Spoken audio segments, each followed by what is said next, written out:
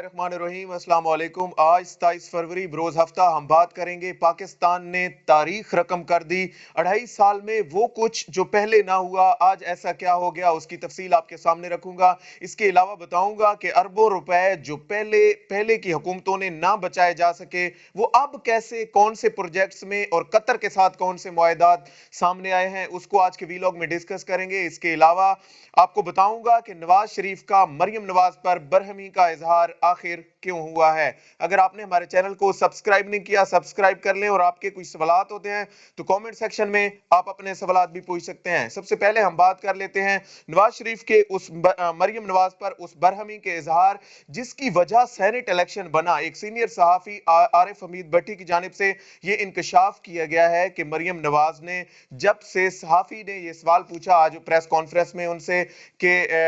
Senate के हवाले से आप जो है वो खास तौर पर पंजाब में जो सेनेट का इलेक्टोरल कॉलेज है उस हवाले से आप खामोश क्यों हैं, तो उन्होंने जवाब दिया कि मैं खामोश ही रहूं तो इसमें बेहतरी है। असल में कुछ ऐसे दावे किए जा रहे हैं कि अंदर खाते कहीं पे जो है वो डील की बातें हो रही हैं, कहीं पे इन लोगों के जो है वो रवाबित कायम हो रहे हैं, जिस पर नवाज शरीफ इंतहाई जो है वो गुस्सा थे। उनका ये कहना था कि अगर तहरीक को इस लेवल पे लेके आना था तो फिर आपको क्या जरूरत थी कि इन लोगों के साथ जो है वो खास तौर पर सेनेट इलेक्शन में आपने जो है वो क्यों समझौता किया है। इसके साथ साथ अब हम आ जाते हैं आज के मेन टॉपिक की जानिब, और वो है कि कैसे अरबों रुपए जो है वो इस हुकूमत ने 2.5 साल में, वफाकी हुकूमत ने बचाए हैं। और इसका फिगर आपको बता देता हूं, 2.5 साल में 4,748 अरब रुपए की बचत की गई है। ये किन प्रोजेक्ट्स में आखिर जो है वो बचाए गए हैं। पहले की हुकूमतों में चाहे इनका कोई भी फॉरेन विजिट हो, किसी प्राइम मिनिस्टर का, आप नवाज शरीफ का दौर देख लें, इसके अलावा आसिफ अली जरदारी का दौर देख लें,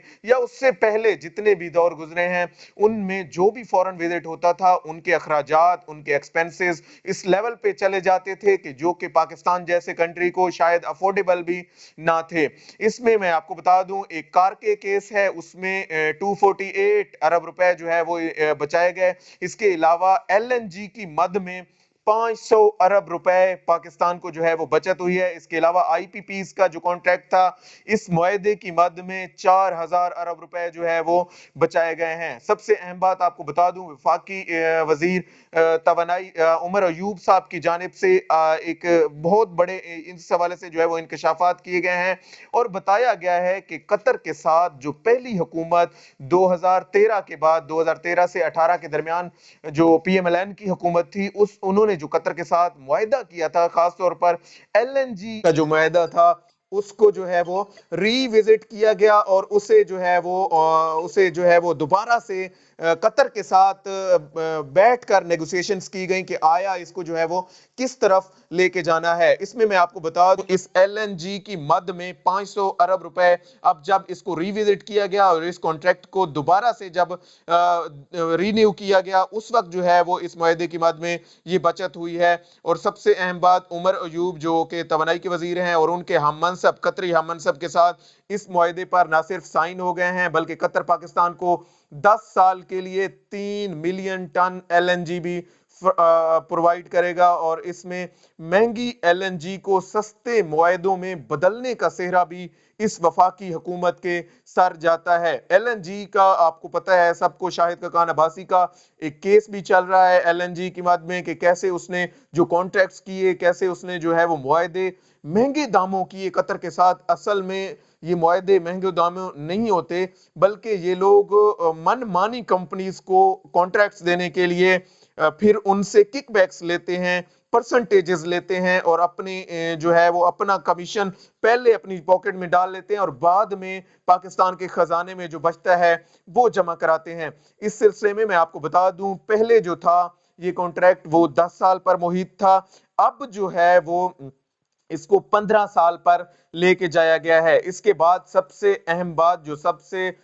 बड़ा इसमें जो चेंज लाया गया है नए कॉन्ट्रैक्ट में, उसमें 10 साल बाद पहले आप इस मुआहदे को रिविजिट कर सकते थे, यानी कि 10 साल बाद ही जब कॉन्ट्रैक्ट जो है वो नल एंड वॉइड होगा, उसके बाद आप नया जो है वो मुआहदा करेंगे। लेकिन इस बार इन्होंने ये किया کہ اب معاہدے کو جو ہے وہ یہ لوگ 4 سال بعد رینیو کریں گے، اور جو ریٹس انہوں نے اب طے کیے ہیں 4 سال بعد جب اس کو ریوزٹ کریں گے اس وقت یہ نئے ریٹس کے ساتھ ایل این جی قطر سے جو ہے وہ معاہدہ ہوگا۔ ٹوٹل معاہدہ 15 سال کا رہے گا، لیکن اس میں ہر 4 سال بعد اس کو جو ہے وہ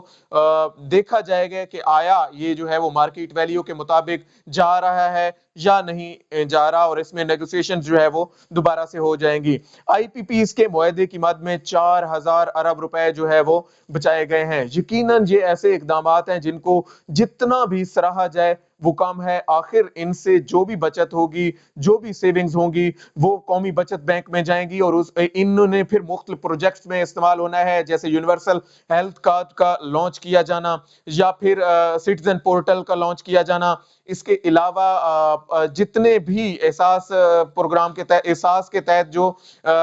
کیے جا رہے ہیں، وہ یقیناً ایسے اقدامات ہیں اس حکومت کے کہ پچھلے 2.5 سال سے پہلے ہم نے نہیں دیکھے، اس 2-2.5 سال کی کارکردگی کے دوران جو ہے وہ ہمیں نظر آئے، اور سب نے دیکھا کیسے احساس کا پروگرام کو لے کے چلا گیا، اور کیسے عمران خان نے ایک انتہائی کمپیٹنٹ ڈاکٹر ثانیہ نشتر کو جو ہے وہ یورپ سے لے کے آئے، اس لیے کہ یہاں پہ ان اداروں کو اپنے پاؤں پر کھڑا کیا جا سکے اور ایسے انسٹیٹیوٹ جو ہے وہ بنائے جا سکیں جو کہ پہلے پاکستان میں شاید اس نوعیت کا پروجیکٹ جو ہے وہ لانچ نہیں کیا گیا۔ اس میں سب سے اہم بات آپ کو بتا دوں کہ نہ صرف جو ہے وہ ہیلتھ سے ریلیٹڈ بلکہ ایجوکیشن سے ریلیٹڈ بھی معاملات شامل ہیں۔ اس پروگرام کے تحت مختلف اسکالرشپس بھی جاری کی جا رہی ہیں۔ اس کے علاوہ آپ دیکھ لیں کہ کیسے انہوں نے جو ہے وہ ان علاقوں میں جو پہلے جو ہے وہ نیگلیکٹڈ تھے، پہلے جو ہے انہیں ایک سائڈ پہ رکھا جاتا تھا، اور بالکل ہی مین سٹیز جو ہے وہ ان کو کور کیا جاتا تھا۔ جو بھی بڑا پروجیکٹ ہوتا تھا، چاہے وہ کسی یونیورسٹی کی صورت میں ہو یا پھر کسی جو ہے وہ